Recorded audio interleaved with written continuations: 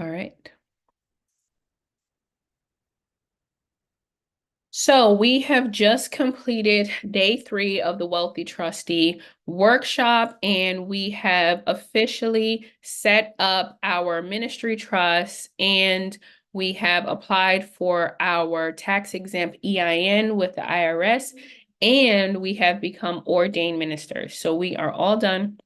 So now what I'm doing is I'm opening up the floor for questions. So please go ahead and raise your hand so that I can answer your question. So I see we already have Kenya. Hi, Kenya. How are you? Hey, how are you? Doing Um, great. yes, I have a couple questions, but I know one of them you mentioned that if something happened to the ministry, you could always put like your family trust as a beneficiary, cannot be a person, Correct. correct? Correct. Okay. Cannot be a person, put your family trust. Yes. All right. Okay, if you as a trustee take a loan from the organization, how do you pay it back? Just like you would a regular loan. So I'll show you that tomorrow, but Okay. you're going to execute a promissory note, and then you are going to pay it back. So you're going to put money into the account and document that you are doing a reimbursement. Okay. Yeah. Okay, so my daughter, she live in another country. Is she able to be part of the board meeting? If we have it like doing Zoom and stuff like that, she had to be in person. No, you can do your meetings on Zoom. Okay. Okay, so you also mentioned a percentage. Does the trustee get a percentage from and the trustee and the board member, they get a percentage, but they had to fill out 1099 independent contractor and pay taxes on that, right? Yeah, if you want to go down that route, yes. But there's not any other way where the board members and the trustee get a percentage without having to pay taxes on it? No, so the only other way would be if you were to issue out the loans. So Okay, only loans. you're either rendering a service and 1099 yourself, or you're issuing yourself a loan. Okay, only a loan and a 1099. And do you get to pay, because I think you also said, oh, for that percentage that you, give me a minute, Nyla. For that percentage, even if it's people part of the board or anybody that provides service to the ministry, they get a 1099 for the amount of money that's taken out from the ministry. So the board members are considered employees. They're rendering a service. You're gonna 1099 them. You're gonna pay them a reasonable salary. So the percentage that you're talking about is just a restriction on what a loan amounts you're going to be issuing to yourself or to the beneficiaries. And so we restricted it to 15%. So you can change it if you want it to be 20%, or if you want it to be $500,000, you can change it. Okay. I Yeah. think that's entity meaning of, okay. I think, oh, one last question. So for tomorrow meeting, I'm not able to upload the attachment. The forms are there. It's asking me that I need what's that called? I need permission to download it, the PDF. Okay, which one are you talking about specifically? Oh, I wrote it somewhere over here. Okay, Okay, so so the so one that says assessment inventory, the banking trust meeting minutes, the billionaire business credit, all of them is an attachment, one of my email, but I'm not able to upload it because I haven't been able to upload it because I need permission. That's what it says. Okay, you can get permission from Aya. So she's going to give you permission, but two, majority of that stuff are like PDF attachments. They're not like Google Docs, so you should be able to have access to it. But you haven't received the email from tomorrow yet. So No, no, I received. No, but you know why? Because the thing is, I was supposed to do the last meeting for the year end. Oh, So I okay. have, so I have everything Oh, yes. already. Yes, but I'm not Oh. able to open up those attachments. Okay, all right. So can you send an email to Aya and she'll give you access to everything you need? Okay, and another thing is when I download everything, because what I did, I just printed everything out and I'm just taking notes in the whatever you send me, because when I'm trying to like input my information and my computer's not allowing me. You know, in the red area where we're supposed to put the input, I'm not able to do that. I think I have to probably download Microsoft or something. Oh, yeah. So what you should do is you should make a copy of it and then you're able to edit it. Okay, so let me write that down, make a copy. All right, because what I did was I just printed out everything. And as we go, I'm just taking notes. So when I'm ready, I would just know You'll what to create it. put each of them, and then I could create it myself. Okay, yeah, that sounds good. So let me know if you need help. But the best thing is for you to create a copy of the actual template. Okay, sounds good. Thank you very much. I You're really appreciate welcome. it. You're welcome. Hey, Tony, how are you? Doing great. Hey, another Awesome. great information getter. Okay. A Thank couple you. questions. Yeah. On the grantor, they have to donate, so you have to take that original money they have in order to put it in the bank from the grantor? Yeah, but it doesn't have to be in the bank, but that's for documentation purposes that the grantor is the initial donor inside of the trust. So Okay, so on paper, it's showing that the grantor handed you $1 or so you 1,000 would give them, or yeah, 100. you'd give them a donation receipt in return, correct? Mm-hmm. Okay. The other question I have, obviously in my situation, I'm going to be putting my house in the in the ministry trust. Now, what about vehicles? Do the vehicles have to have the trust title name on the title of the vehicle? So you can put vehicles inside of the ministry trust, you do have to have the title of the vehicle. So if you have like a lien holder in a bank and stuff like that, then Right. it's not going to work unless Oh, you refinance those vehicles. So you actually need the title in order to have it retitled into the trust. okay. No, that's good to know because I got a couple of them that aren't paid off, that are paid off. Okay. And then you mentioned about putting the ministry trust to like 20 years or 25 years. Mm-hmm. Um, and the family trust at 100 years, does it matter? Do they need to both coincide if you're going over them, or does it matter, you know, No, yeah, which one? you can determine whatever. These are separate entities, so it doesn't matter that the family trust is set at 100 and that the ministry is, set at 25. So Okay. you can, determine what the term is per entity. So yeah, Okay. if you want, like for your case, you might want to set it for 100 years. Okay. No, Yeah. no, that's good information. Then the last question I have is that you mentioned that a lot of people, you have to have an entity for beneficiaries. Does it have to be a family trust? No, it doesn't. It could be another entity. So, for example, let's just say that my ministry, the entity is the Bill and Melinda Gates Foundation. It Oh, has to okay. be an entity. It can't be a person. It could be Okay. any entity, the Ronald McDonald Foundation, All right. whoever you want. Okay. All right. Thanks again. You're See so you welcome, tomorrow. Tony. Yeah, Okay. see you tomorrow, Tony. Bye. All Bye-bye. right. Atika, how are you? I'm fine. How are you? Always a pleasure. Yes. I saw when you did the ministry form on the IRS. I know I didn't do mine like that. Okay. So at this point, I don't know if it would be easier for me to do another one because like you said, it takes forever for them to make the changes, and then I want to have my paperwork already here with me so I can hurry up and start opening up my account. So would it be just easier for me to do a whole another one? Yeah, I mean, the next.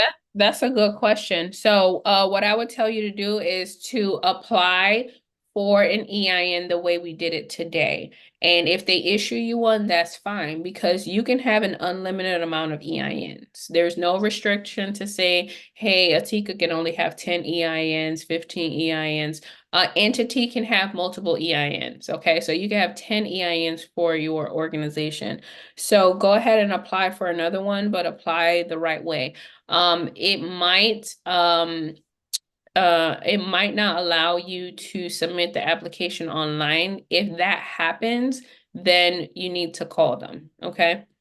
Now, Because, can I?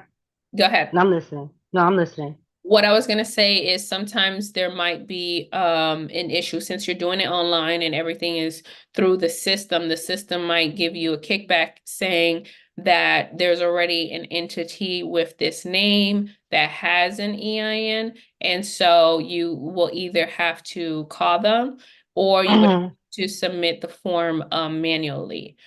So, you know, it just depends on what happens, but I would tell you to just apply the way that we did it today. Can I use a different name?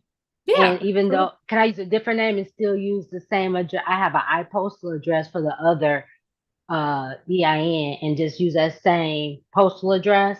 Yeah, you can.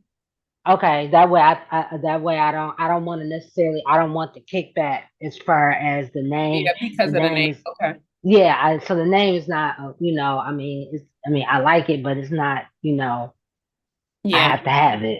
So Okay. I will go ahead and just use a different name. Okay. That Okay, sounds good. I'll All right.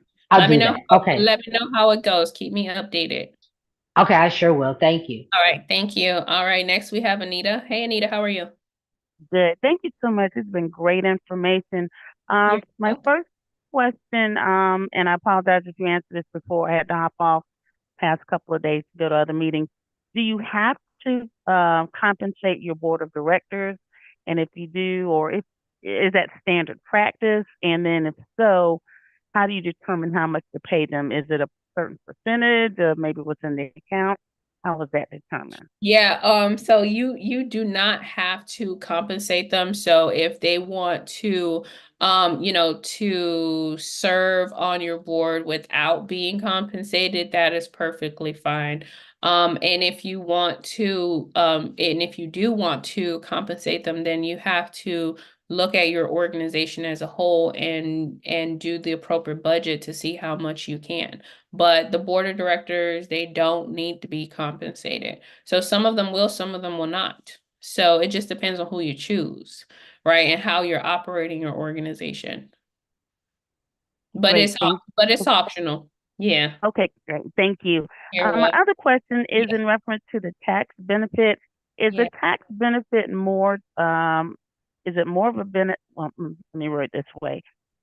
Is the tax benefit a combination of being an ordained minister and also since you have the different types of trust, maybe you getting a tax benefit because your business or family trust is giving to your ministry trust? Is that what we're looking at? And then Yeah. the tax benefit as far as being ordained minister, is that in the online portal? I haven't completed. I need to get through that. Through the portal. Yeah, so I haven't included it. So there's ministerial benefits, you know, that you can qualify for. You have to register or do the form with the IRS. And then you get ministerial benefits, right? Which is like not paying taxes on your housing and stuff like that. So that's one way. So you get those ministerial benefits, but then you get benefits from the actual entity being tax exempt because it's designated as a 508.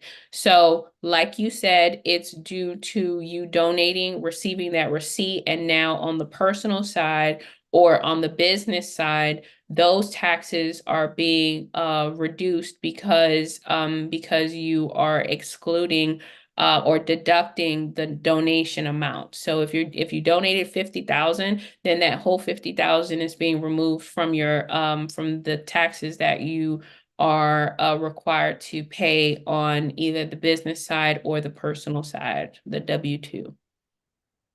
Right. And that as far as the ministerial benefits, that's in the online portal as well? So no, the only thing that I have in the online portal is the donation receipt and the procedure on, you know, how to fill it out and stuff. Okay. Okay, great. Great. Thank you so much again. It's been great information. Learned a lot so far. You're welcome, Anita. All right, next we have Elaine. Hey, Elaine, how are you? Hey, how are you? You're Doing doing a good. phenomenal job. Thank you so much. You're welcome. My pleasure. My question is, placing the home into the trust, is it the same procedure as in with the vehicle where it has to be where we have the title, or we would have to refinance? So, we are gonna go through that on Friday. I'm going to physically Okay. show you how to fill out everything, but unfortunately, that is not the case, right? So you don't need like a title or anything. So with your home, you have the deed, and you already have possession of the deed. That's one thing, right? With the vehicle, the title goes to the lender.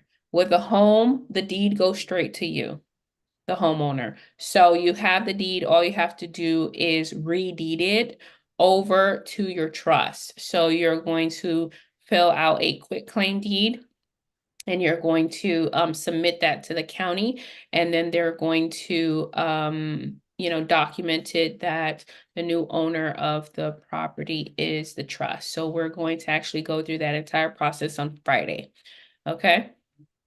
Prior to doing that, is there any form of paperwork that I might need? Because I get a little slowed down when I don't have information, Oh yeah, maybe sure. names or stuff. Is there anything that I would need prior to Yeah. getting on? Yeah, so if you are going to be filling out your deed in real time on Friday, you're going to need the legal description of your property. So you can find that in your current deed, or you could find that on the county website.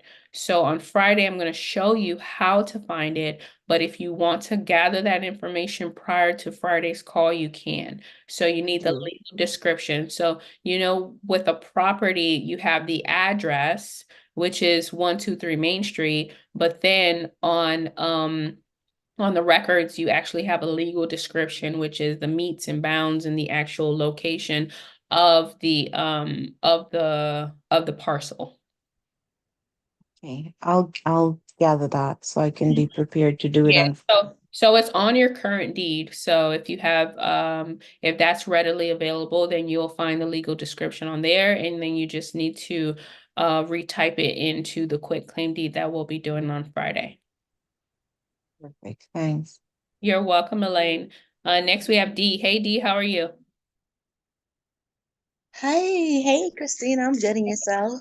Oh, I'm doing good. It's always a pleasure to see you. Likewise.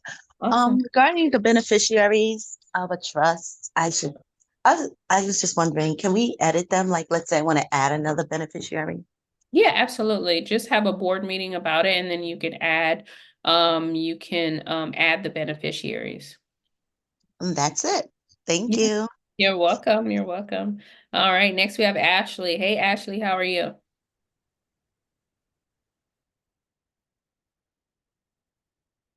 Hey, Ashley, I can't hear you. Hi, one second. Can you come back to me? I'm still setting up my EIN actually. Okay, no problem. Hey, Pedro, how are you? I am doing great. How are you today? It's always a pleasure. I'm doing good. Thank you for asking, Pedro. Nice to see you. Yes, my quick question is, and maybe just to get the guidance to this, the tax uh, reporting requirements. Is this still on the 1041 as well? So, for the ministry trust, Yes, yes.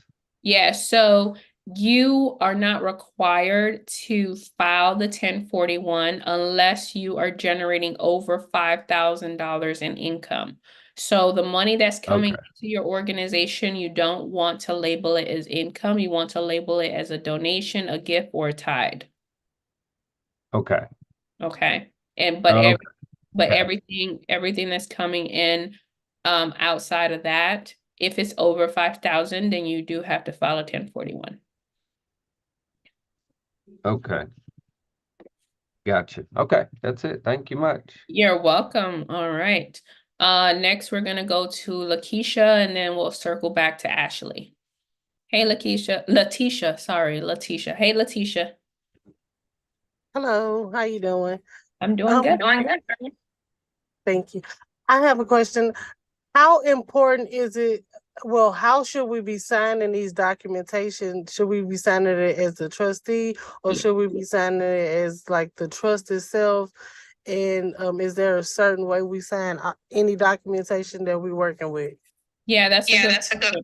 So, I'm not sure I hear echo, but you want to, when you're signing as a trustee, you just want to put your title. So you're going to make your signature on the line, and then you are going to put the words as trustee of, and then you're going to put the name of the trust. So for me, I'm gonna put my signature, whatever it is. My signature is like a little squiggly line, right?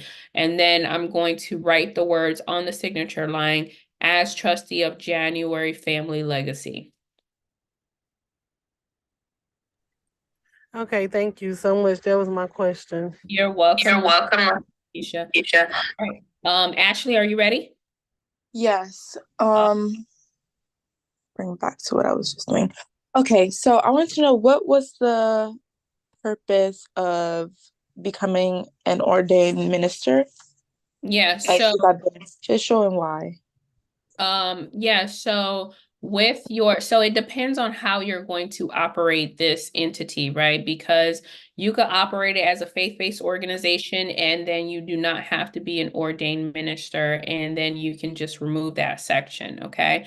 Or you can operate it as a ministry, and then you can become an ordained minister, or you can operate it as a church and you can become a pastor, right? So this entity is so flexible that you can go in any direction that you need to or want to, okay? You have to understand that you want to customize it to your organization and how you're going to be operating it. If you're going to be operating it for educational purposes, then you don't have to be an ordained minister.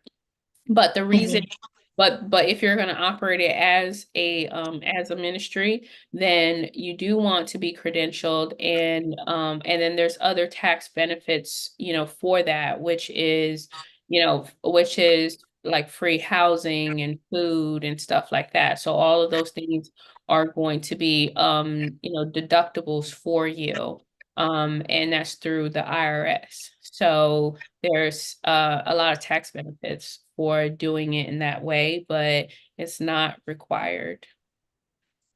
Okay, and then as for the board members, so me, all of this information is new, so I don't have any board members picked out. Is there like a time span where I would need to have everyone picked out so that, or not, I can go forward? Yeah, so I would tell you, like, you want to do it right away, okay? Because you want to be operating your entity the right way, okay? So it's not, you can legalize your entity without having the board members, but just assign people, as soon as possible. So it's not going to prevent you from not getting it notarized. Just like you don't have to have a successor today, but you want to have a successor as soon as possible, right? Because then you're going to be operating the entity the right way. And if you just need to, pick friends or someone to have down on paper that you actually have a board, then do that until you find suitable people or people who actually want to contribute to your organization. Okay, gotcha. And then one more question. In Schedule A on the document we were just on, where it says $1 bill or anything of value, I'm trying to understand what exactly does that mean, or is asking for, is it what I'm gonna put into the account? Yeah. So initially?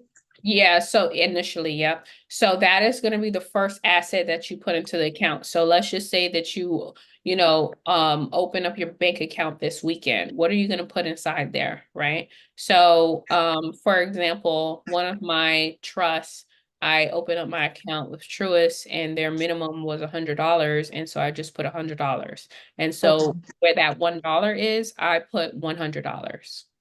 So you can put, whatever you're going to fund it with, and just know that that is the first asset that's inside of the trust, right? So the trust now has $100, but that is now the value of the organization, right? The organization has a net worth of $100.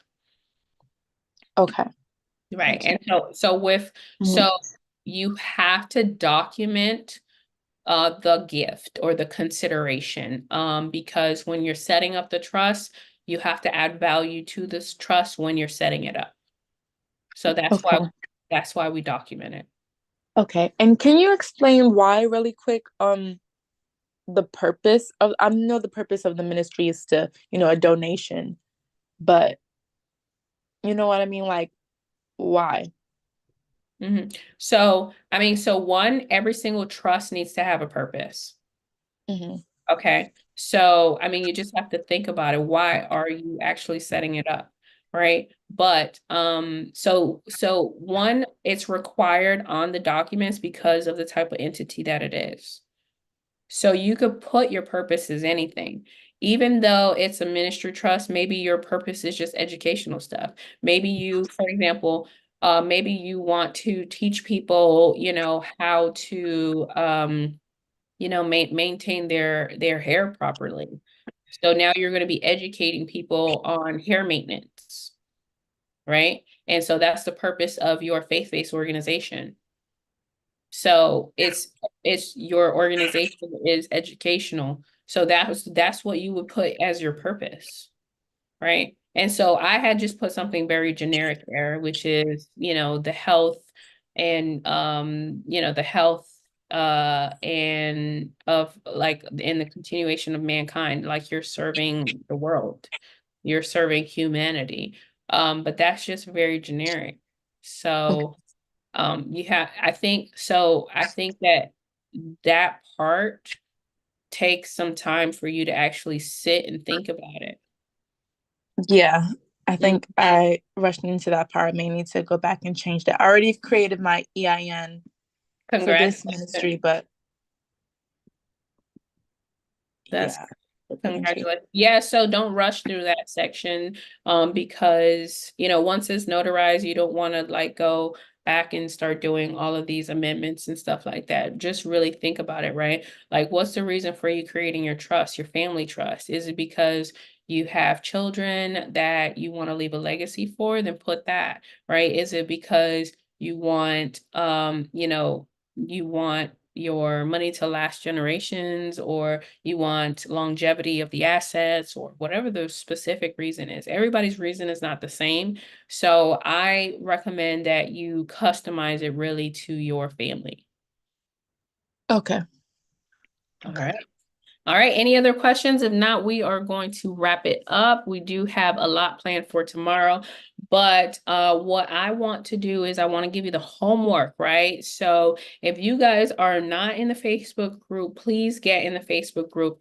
And the homework for tonight is, now that you guys have set up all three trusts, put and post in the group when you're going to get your trust notarized. Are you going to get it notarized this weekend? Are you going to get it notarized next week? We want to know when you're going to actually finalize and legalize your trust, because we want to hold you accountable, right? Your program director, Dana, and Aya, they want to hold you accountable, and we want to be able to hold your hand through this process and see what information you need or assistance you need in order to get your trust notarized. Okay. So, Allison said next week, finally. Congratulations, Allison. I love to hear it. So that is it. Tomorrow we have planned for you. You will receive an email from Aya with the link to the Zoom call and the resources that you're going to need. So tomorrow we are going to be going over business credit for the business trust. We are going to be establishing our foundation for our credit profile through the Dun & Bradstreet. And then we are going to be applying for our EIN for our business trust. And then lastly, we're going to do board meetings so that we are able to open up our bank accounts for our trust, okay? So we're going to do a board meeting and a promissory note to represent how much we're actually going to fund our trust fund with, okay, guys? So that is it for today. Lucretia, do you have a question before we close out? Hello? Do you have a question? Yeah, I wanted to say, yeah, thank you for everything. And it's been a lot, learning this. I'm trying to grasp everything. Because it's all new for me. And my question is, or the playbacks, how do we, because like the previous days, how will we go back and watch those videos? Because I haven't been doing everything, day to day. I wanted to, get everything and together and go back. Okay. Yes, that's a good question. So you should have, when you log in, do you have your login credentials? What is that? That's what I'm not understanding. I've been hearing that. What is my login credentials? Okay, so did you receive an email saying, here's your username and your password and the link to log into the course? Okay, I got that, but it's not like, how being blue where you can click it. It's not like I can click on it. It's just there. Okay, so you have to copy and paste it into the web browser. Which web browser is it? I mean, you can use any web browser. So you could use Firefox, Google I get what Chrome. you're saying now. I'm thinking you're talking about your website. Okay, yeah, no. So copy the link to log in, paste it in there, put your login credentials in there. Once you log in, you're going to see two courses. So the first course is the actual program where you get all the video trainings for this program. Okay. And then the second one is the recordings to the workshop. So you get lifetime access to all of the workshops that we have already done last year, plus all of the future workshops that we're going to do now and into the future, okay? And then you can also attend all of the future workshops live, okay? So this is not the only workshop that you can attend. You can come back for March, April, and eons into the future. So let me know if you need help logging in. Are you in the Facebook group? I'm not on Facebook, but maybe I need to get one. Oh, girl. Facebook, I hate it. Oh, okay. I'm gonna get one though, just for this purpose. I am. Yeah, okay. Well, we would love to have you in the Facebook group, but you can contact Dana, the program director. So if you need any help or any help, so her email is support@7waystowealth.com, and that's the number 7ways2wealth.com. So you can get in contact with the program director if you need any assistance. She put her email in the chat, okay? Okay, and then the books, the recommended books are also on there, right? Yes, they're in the course. They're not under the recording. Yeah, I can't even hear either. So they are under the one that says program, not recordings. The recordings are just the recordings for what we're doing now. So recordings for day 1 and day 2 are already uploaded. And once we're done with this one, then Aya's going to upload it. So you'll have access to that probably within 2-3 hours. But outside of that, in the program is where you find the ebooks, the resources, and all of the video training. So there's 42 videos currently in there. I have intentions on making more videos just because not everything is in there, but everything is in there, but there's more stuff that I want to add. I want to add more value. So as of right now, there's the 42 video modules, the ebooks, and all of the resources, all of the templates that you need. So one more thing before you go. Yeah, I'm talking about yeah, go ahead. One more, I'm sorry. I got that, but I was asking about being a mentee. Do you do mentorships? Oh, yes, I do. Yeah, I do. I do one-on-one mentorship. It's for 12 months, and it's $10,000. Woo! Okay, thank you, girl. You're welcome. All Right. right. Christine. I see we have more hands here. What? I was just trying to I close wa- the place. I know, but I have one question really quick. Okay. All right. Something that you mentioned about over for the donation over 5,000. What does that? You saying that you had to pay taxes? I was kind of confused. I So didn't get that's all the. income. So that's income. So for example, let's just say $100,000 came into the organization, right? Mm-hmm. That 100,000, are you labeling that as donation, gifts, or tithes, or are you labeling that as income? Oh, okay. But then, and then one thing I know is like when somebody's gonna send money to the ministry, it like through Cash App in the section in the bottom, they will put donation or gift, right? So that will be covered. Yes, yeah. And then you, for your record keeping, whatever's coming in, you label it as a donation. Whatever's not labeled as a donation is considered income. If you have income over 5,000 as a tax exempt organization, you have to pay taxes on everything over 5,000. Okay, all right, thank you. You're welcome. All right, Elaine, you have a question?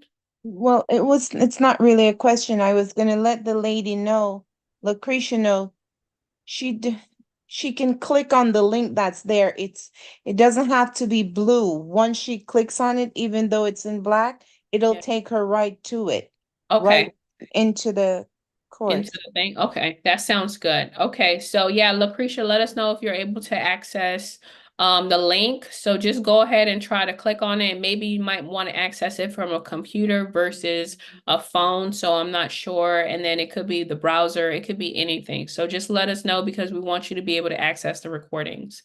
Eugenia, how are you?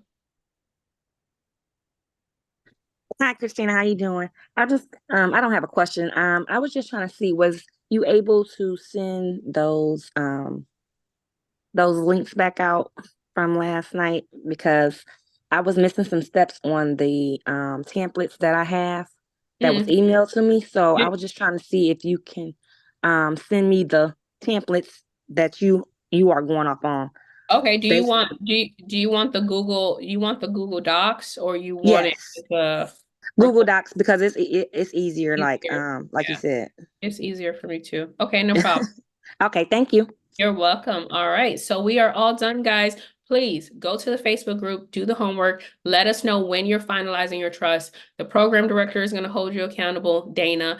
I'm going to hold you accountable. Let us know what you need, okay, guys? And there's a couple people in the community, in the groups that actually can notarize your trust for you. Flo is one of them, and she's located in the Twin Cities. I am also a notary, so just let us know what you need because we are holding your hand through this entire process, okay? I love you guys. So I will see you tomorrow